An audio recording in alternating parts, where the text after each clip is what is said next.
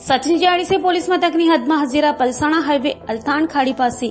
Hyva ડમ્પરથી moped સવાર યુવાનને અડફેટે લઈ મોતને ઘાટ ઉતારનાર ડમ્પર ચાલકને સચિન જાડીસી પોલીસે ઝડપી પાડ્યો છે। સચિન જાડીસી પોલીસ મથકમાં ઇમ્તિયાઝ અઝીઝ અલી શેખે ફરિયાદ નોંધાવી હતી કે ગત 7 જૂનના રોજ તેના મિત્ર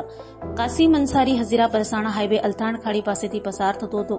ત્યારે તેની મોપેડને એક હાઈવા ડમ્પરના ચાલકે અડફેટે લઈ મોતને ઘાટ ઉતાર્યો હતો।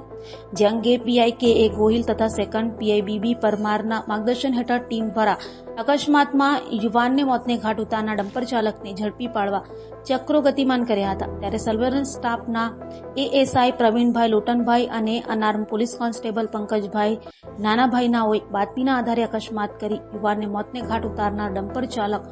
મૂળ મધ્યપ્રદેશના સતનાનો અને હાલ પલસાણા ખાતે રહેતા